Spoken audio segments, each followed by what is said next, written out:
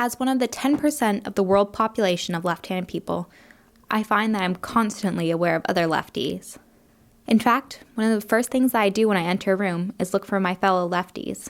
Sometimes they are easily spotted, writing on desks which aren't designed for them, and other times I see them desperately searching for that one desk which isn't meant for a right-handed person. But somehow, despite the fact that the world is designed for right-handed people, lefties have survived and have thrived, despite being persecuted and thought of as sinister and devilish.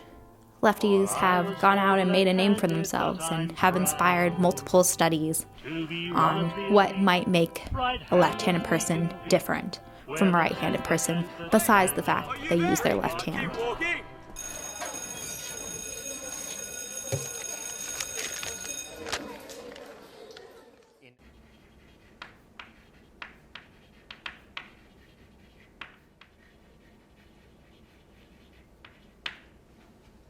There was one other lefty and me at this Catholic elementary school we were in, and we were in the same class together for 4 years or so, like around at the age when we were learning how to write in cursive and in print, and we always had to sit in our own little isolated corner and wait for the teacher to come around and get to us so she could teach us how to write the letters the way that we felt more natural doing, and also kept us away from the right-handed people so that we wouldn't bump into them while we were writing by like knocking elbows, whatever.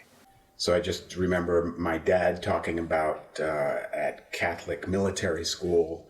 I don't remember if he actually was, smacked on the hand for using his left hand, but he at least had stories of such things happening. So I guess it's not that ancient history. But yes, I think it seems to be going in one direction towards more acceptance of this little difference between people. I think that when I was younger, people commented on it a lot more. And, when I was in middle school, people would even say, haven't your parents tried to fix that? And I've noticed that has gone away in society to a large extent, to my relief.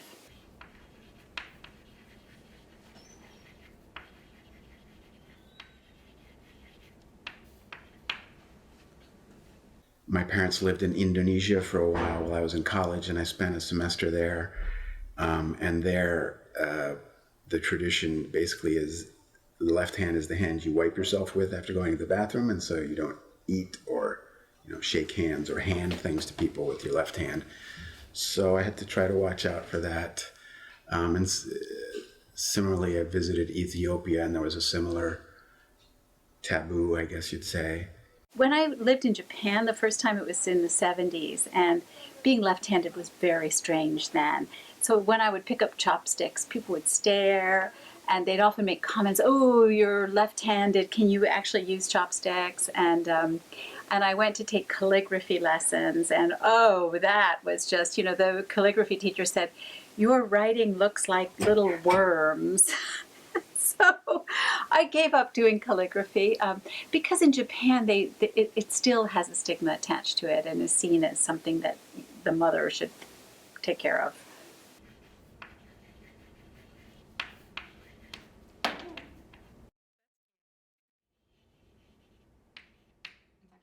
I've often wondered how it influenced my learning of Japanese characters, because that's a very different part of your brain that you're using. So I wondered if it is what I'm not. Sometimes I think I could do a better job with characters. The only difficulties I can think of are smearing my writing because we write from left to right. The way you're supposed to sit and hold a piece of paper is really based on right-handedness.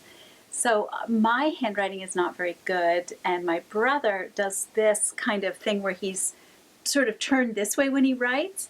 I don't do that, but I've never been very confident in my handwriting, and I don't remember getting very good marks in handwriting. I also failed my fine motor skills that year in kindergarten because they didn't have any lefty scissors, and I could never get the hang of trying to use the righty ones with my left hand. It just was a mess. So I still remember that to this day. I'll tell you, the other thing is scissors. I actually use my right hand for scissors, because I always have felt that scissors were made for right-handed cutters, and I can do that with scissors.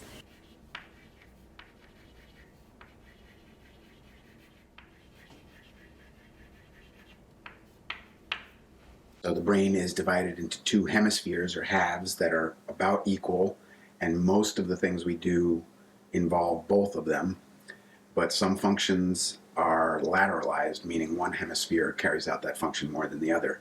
In general, the way our brain is organized is that sensory inputs from one side of the world are first represented in the opposite or contralateral hemisphere of the brain. And it's a similar organization for controlling movement. You control the left side of your body with the right hemisphere of your brain for the most part. The exceptions to that seem to be that left-handed people, the language function is more bilateral than in right-handed people. I think they say that lefties are better doing spatial related tasks or doing kind of like problem solving type tasks, and I'm pretty spatially challenged, so I don't know if it's translated to that well. I mean, I think the stereotype when I was growing up was that left-handed people weren't very good at rational thinking or spatial thinking or math. And so I think I have had that, I've sort of taken that, internalized that stereotype. And yeah, I think I've felt comfortable working with art, although I'm not an artist. But I wanted to know exactly how many students were left-handed at Wellesley, and after the first 100 responses, I was surprised to find that 19 students had responded as being left-handed, a number that is nearly double the world percentage.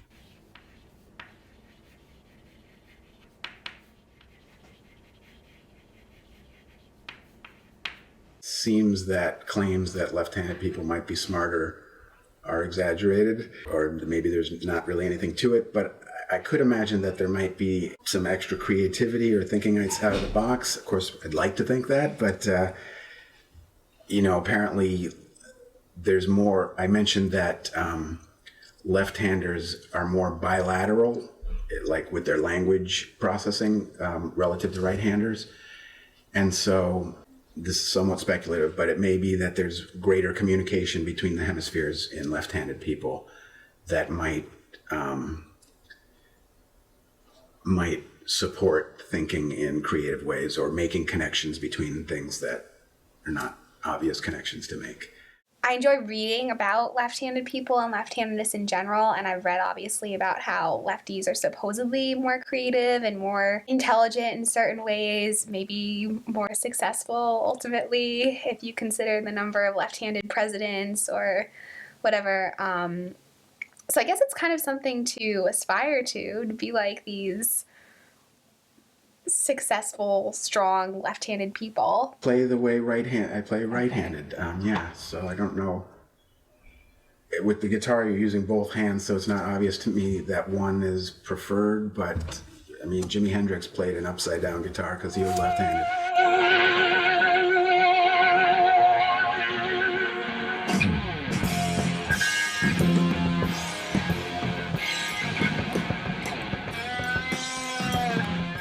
I feel like in sports, it was kind of an advantage to me because when I was playing lacrosse, for instance, I would be like left-handed dominant, and so I would kind of be like the sneak attack player because I would be holding my stick on the other side and could like get to shoot over someone's stick who was on the other side. And it was just, so in that sense, like you're always kind of marked as an athlete as being like a lefty and someone to watch out for because people who are right-handed aren't always necessarily used to dealing with lefties. Now I'll finish off my song, and as you move along, please bear in mind the things I've had to say, and please show some respect for your friends who use the left. I mean, I like it, and it's something that I feel like defines me, and I always notice other lefties when I see them, and I feel like we have a little bond that's special, so...